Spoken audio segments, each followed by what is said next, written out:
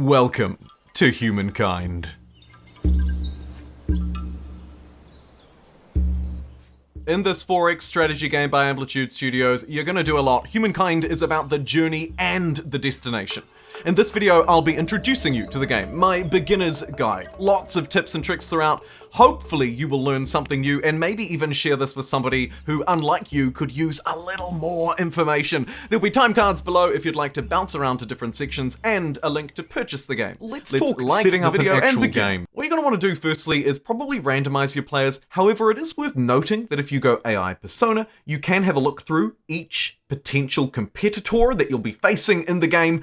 You can see their potential traits and their overall difficulty level. And you might want to go through and maybe select someone like Elisa, who is a normal opponent with relatively weak abilities. In terms of your world and game settings, really it's up to you, but for first-time players, it's probably more manageable to play on either a small or a normal world. In terms of your world settings, most of these will be fine left at whatever the default is in the game for you. However, a couple that I would quickly recommend, just to make the game a little more manageable, you may want to change strategic resources to abundant and luxury resources to abundant as well. In terms of your game pacing, it's again really up to you. I would recommend newer players try either fast or normal pacing. This will impact how quickly things are built and earned, but also the overall number of turns in a game. Likewise, you should leave your end conditions to default. And of course, the ultimate question, difficulty. What should you play at? Metropolis is considered to be normal. Therefore, if you're new to the experience, you might want to go a little bit lower than that.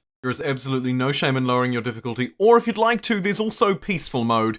Turning it on will prevent the AI from launching aggressive attacks or declaring war at you, but they will still defend themselves. For the purpose of this video, I'll be playing on Metropolis difficulty on a normal map with everything else randomized. When you spawn into the wonderful world of Humankind, your game will look something like this. Before you take any steps though, let me show you just quickly a few settings that I like to change. Firstly, on the actual screen itself, down the bottom right here, there are a couple of useful buttons. One will show you tile yields, more on that later. The other one will draw hexes around the board, so you can see how many tiles a unit may wish to move, and so on and so forth, just that little bit easier. I'm going to leave both the grid on and tile yields on for most of this video. Also, in the in-game settings themselves, there are a couple you might want to change. I like to jump into gameplay and turn the battle animation speed up to 3. That will allow units to move a lot quicker on the screen. I also quite often like to maybe change a couple of UI settings. The most important one for me is this one here, Battle View. I like to turn that off just to make my combat scenes a little more straightforward. I'll show you what that means a little bit later in the video. Now that all of that is out of the way, let's jump into Humankind's Neolithic era, the very first era in the game, and we have but one nomadic tribe. Our goal is to explore the world and find good places to settle cities. What makes a good place? Well, generally, we're going to be wanting some of this, food, and some of this, industry. Industry to build things faster, food to grow our cities and feed our people. Let's move our unit around. Our unit will have 4 movement points, so we can move along 4 tiles. What we're going to probably try and do on our very first turn is try and find some discoveries, right? So we'll use up all of our movements, one at a time. You'll see I discover more of the map as I move, so it does pay to move one at a time for things like this, discoveries. In Humankind, there are essentially 3 types of discoveries or events that you're looking to trigger in the Neolithic era. The first one is this, food. As I move my army onto the food, I will get more, and once I get to the amount required, in this case in a normal game it's 20, I'll get an additional unit, an additional tribal unit to go and explore the world with. The second and final type of discovery that you may happen across is this one. It's in fact technically the only type of discovery. It's a scientific one. Watch what happens as I jump onto this. Boom. I get some science and some influence you may have seen pop up there. The science we'll use later to discover technologies, and influence is a resource that's stored up the top right here of your screen. You use it fundamentally to place outposts, turn them into cities in the early game. There are also a couple of other use cases, like you can buy out certain districts like harbors, but more on that later. Our goal, of course, in the Neolithic era is to move through into the Ancient era so that we can choose a culture, start building some cities. To do that, we need to complete at least one of these goals. There's the growth star, get a certain number of population. My units count as population. The knowledge star, which can be done by discovering curiosities around the map, like that one we just got before, which earned me 3 science, or 3 out of 10 required to complete this goal.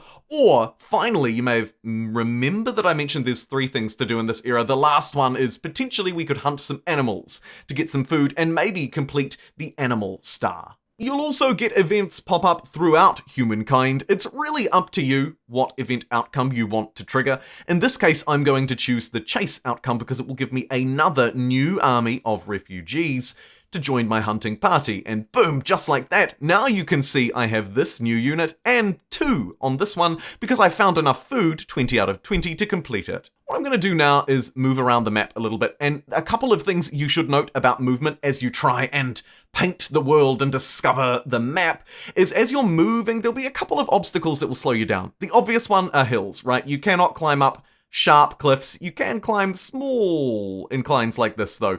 The other 2 are rivers and forests. Forests will use up half of your movement points. So watch here as I send this unit onto a forest. The base movement cost is 2, not 1. That means I'll only be able to move through 2 forested tiles per turn instead of moving through 4.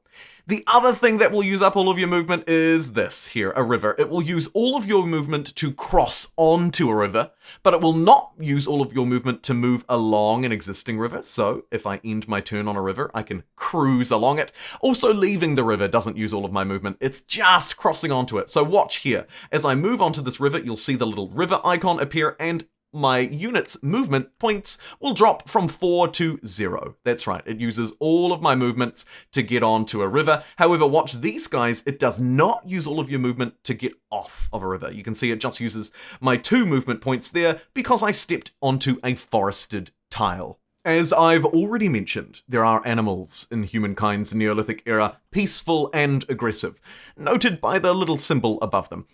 Generally, there are only a few different types, and the mammoth is by far and away the strongest type. Let's practice our combat, but also hunt down an animal here to hopefully work us towards that hunter star. By right-clicking on the animal, I've triggered combat. I can choose to run away, manually fight it, or instantly resolve. Hit that and the battle is done. You may want to manually fight sometimes, particularly if combat strength is considered relatively similar.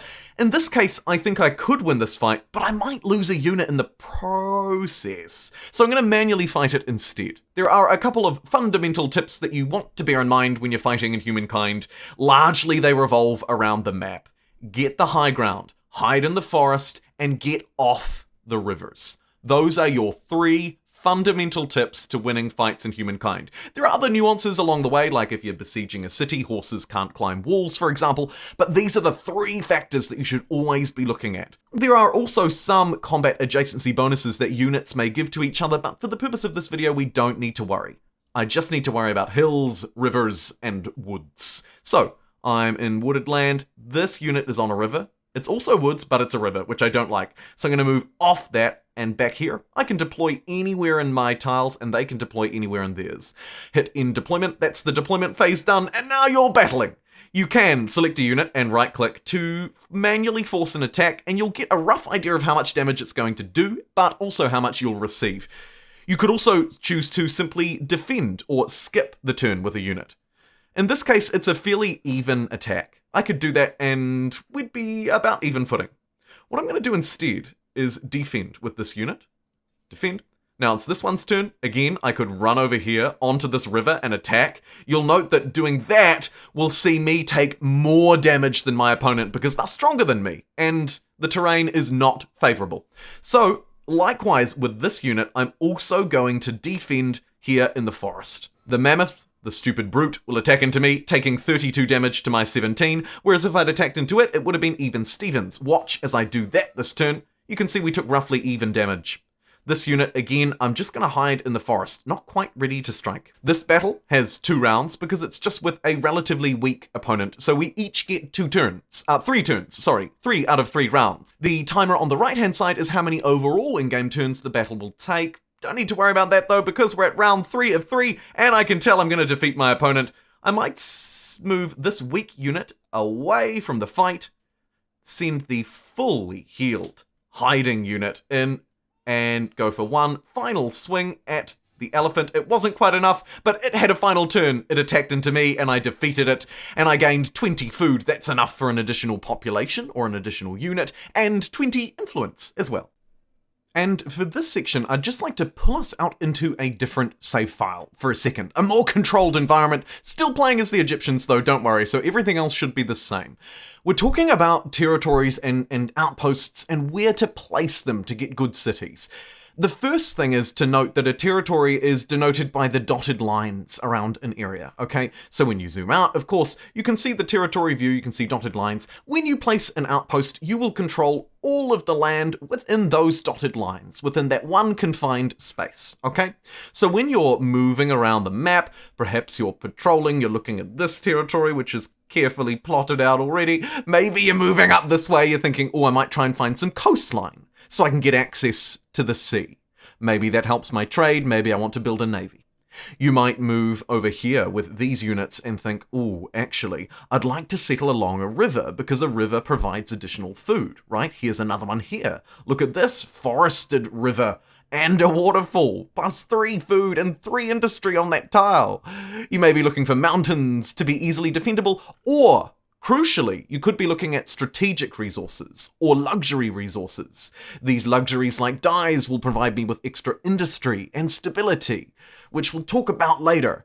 Or there could be strategic resources. Of note, horses and copper are unlocked very early on and provide some significant science, among other things like food and industry to your cities down the line. So you should be looking around at all of those things, as well as, of course, if any foes have settled nearby, denoted by this black territory here, you may want to move closer or further away. But once you've chosen your territory, probably near your starting one, it's time to use this last action, claim territory. It'll spend some influence to place a territory, and the game will give you some suggestions based on the highest yields given by the territory that you're looking to claim. The outpost location is worked not only by the outpost itself, but you can see it's also counting the 6 tiles around it, right? Making up 7 tiles that will produce yields onto your future city. Now, the game's suggestions, like I say, go for the highest yields possible. So you can see it's gone for 12 food and 9 industry up the top here. This providing overall 21 yields, right? 12 plus 9. And then this one down here providing 16 food, but only 3 industry. That's a total of 19, which is still very good, but the distribution there, not so great. My overall tips would be, if you can find something that's around plus 10, that is a really great tile to go for. Anything less than 7 of an individual yield is probably too low. You can sort of get away with it a little bit with food, for reasons we'll discuss later in the video, but you don't really want to get away with having too low industry, particularly for your first settle or your second settle. They're very important. You want to make sure you have some industry in them. In fact, in many cases, it could be worth going for somewhere that provides more industry. Let me, for example, show you a tile like, let's take this one. Here's a plus 8, plus 13. That would also provide plus 21. But the game isn't recommending it to me. The game prefers food over industry, even when it would take me more turns to get there. 2 turns to get to this plus 16, plus 3. Reason being, of course, population turns into workers down the line, and food creates population. We'll discuss that more later in the video, but for now, I just want to highlight that actually it could be much better for me to settle here on this 813 instead of this food tile, or especially more than this one.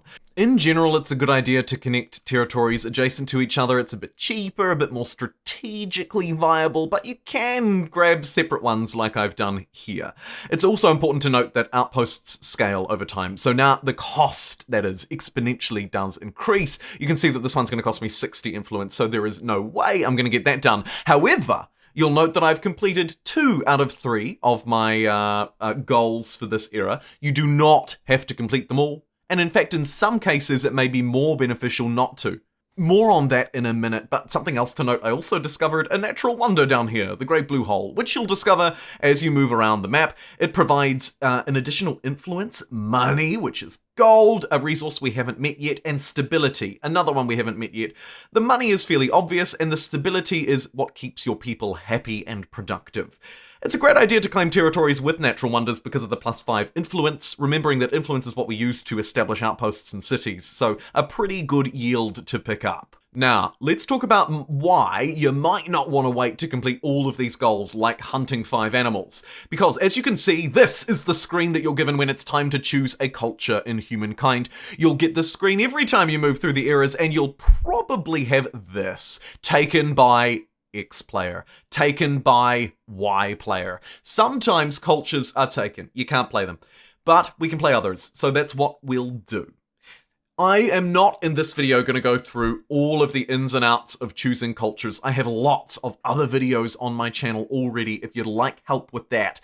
But it's important to note a few key details. This little symbol is the type of culture that you are. Each type of culture has different abilities and effects. Every culture also has a trait like this one, Raid Masters. This trait will stick with you for the rest of the game. No matter how many times you change your culture moving through the eras, you'll also get a district unique to each culture that you can only build, or at least start building, while you are playing the current culture. So as the Assyrians, I can build this Danu.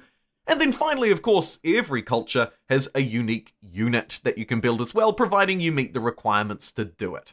That's cultures in a nutshell. In general, it's a good idea to pick up a culture that will give you a solid foundation. Most of the early game cultures are pretty good. I would say the more simple types to play would be this, the builder type, and also this, the agrarian type. Agrarians provide food, builders provide industry. For the purpose of this demonstration, we're going to choose the Egyptians. Why food and industry, you might ask? Well, in general, they're the 2 core resources. Industry builds stuff, and food equals people. Many argue without industry, you can't have anything at all. But we'll get to that in future videos. And now that I've ended my turn and skipped the cutscene, you'll see that we've moved through from the nomadic era into era number 1, the ancient era. There are 6 more eras throughout the game, but unfortunately, I don't want to give information overload, so we're going to wrap here and next time talk city build order, populations, technologies, and more. So do stick around and subscribe to my channel right here. My name's been JumboPixel. I'll see you next time, hopefully very soon, for part 2 of this ultimate beginner's guide.